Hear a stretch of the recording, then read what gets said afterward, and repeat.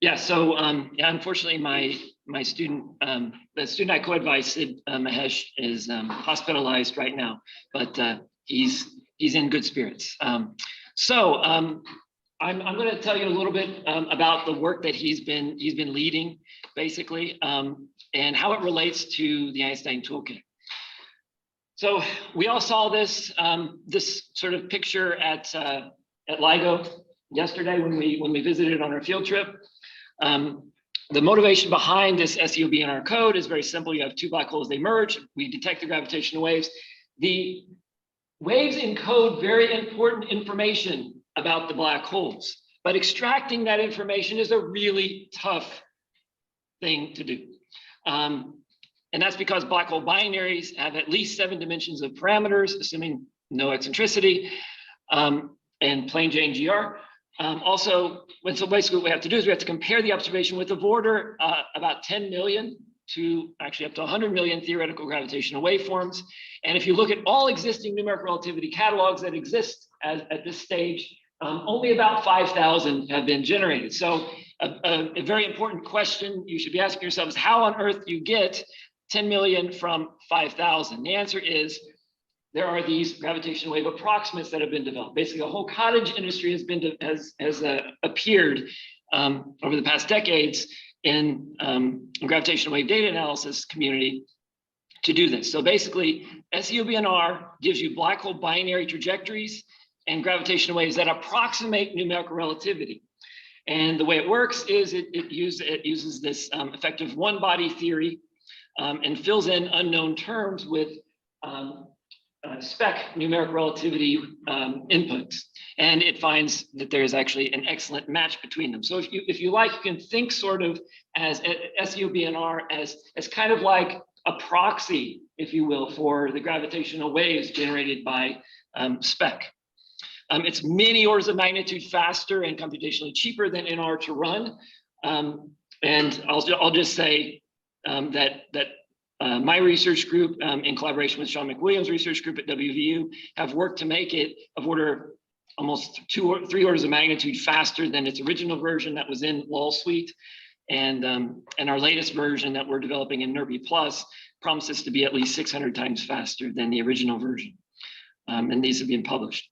Let me just say SEOBNR is very, very important, because it kind of bridges, it's one of the main bridges from numerical relativity to hard and fast data analysis of gravitational wave observations. So we should all care deeply about SEOBNR, as well as other gravitational wave approximates that build on our waveform catalogs that we so painstakingly generate. So, all right, so why do we want it in the toolkit? Why do we want SEOBNR in the toolkit? I can give a few reasons. First, it provides a convenient means to cross-validate the waveforms that we generate in our binary black hole gravitational wave generations, binary black hole simulations. So our in-development NRPy Plus version of SEOBNR requires no LOL suite. So it's completely independent of that large, gigantic library that has many dependencies. SEOBNR generates these trajectories and the gravitational waves that closely approximate NR predictions, as I said in the previous slide. So you could answer questions like, do our Einstein Toolkit generated waveforms agree with this proxy for spec? If not, well, that may be rather interesting, right? Is there a problem with SEOBNR? Is there a gap in coverage somehow? That could be very important for gravitational wave data analysis. If not, could there be a simulation problem? Obviously, anytime you see something that you've generated that doesn't agree with something else that perhaps has been published, you should always assume that you did something wrong. Okay, just a general piece of advice from me to you. But if you're not wrong, then there may be something wrong with another code, the code that was used to generate it. So very important, I think, at the very least, as a means to cross-validate one's simulation results. Also, it gives you an immediate prediction for how many orbits you can expect for a binary black hole, especially in far more crudely a binary neutron star or black hole neutron star merger.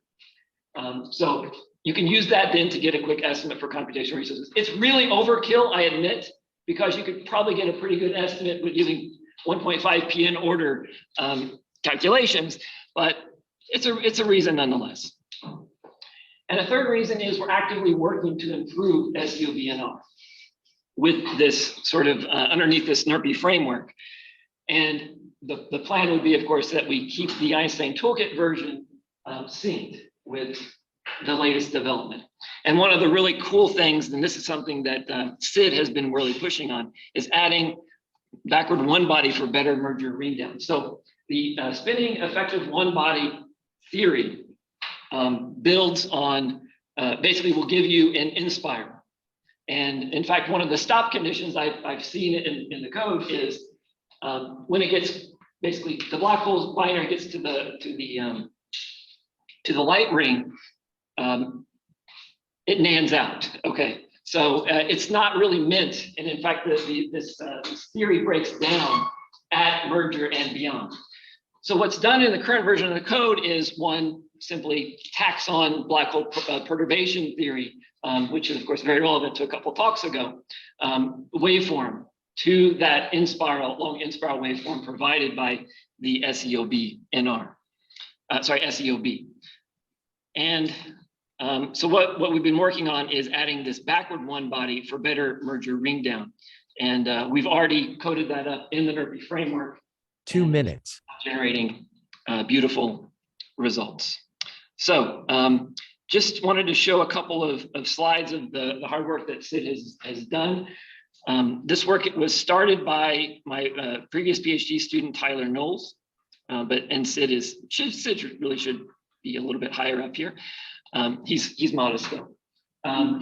Here is he did a full Hamiltonian, the SEOB Hamiltonian derivation within a Jupyter notebook, documenting enormous chunks of C code in Law Suite that were not documented previously, and we had to actually ask the authors to fill us in on the details of what is this parameter, what is that parameter, what does that mean?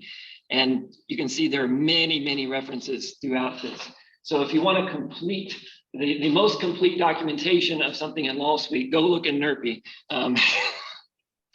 Sorry, I have to say that, but 1 minute. Please conclude. So that's all I have. I hope you'll stay tuned because like I said, we would like to host or propose this for inclusion in the toolkit in a future release. Thank you.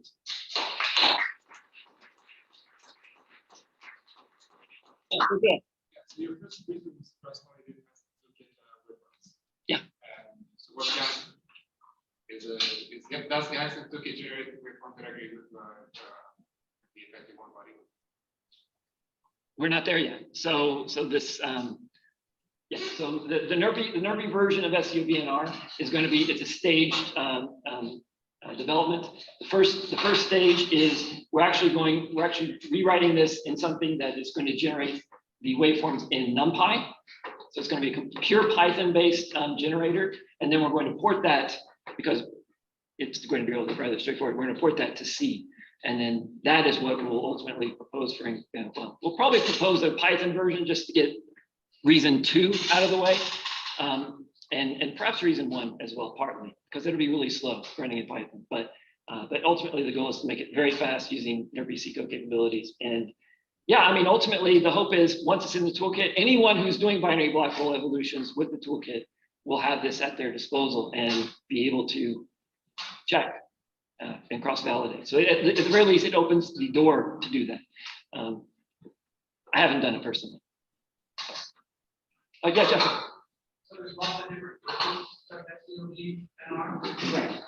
So which version is based on Yeah, so right now it's in as they're removed? that's yeah. So it's based on SEOBNR v4p, the very latest and greatest version that's used widely in the LSC. And yes, we do plan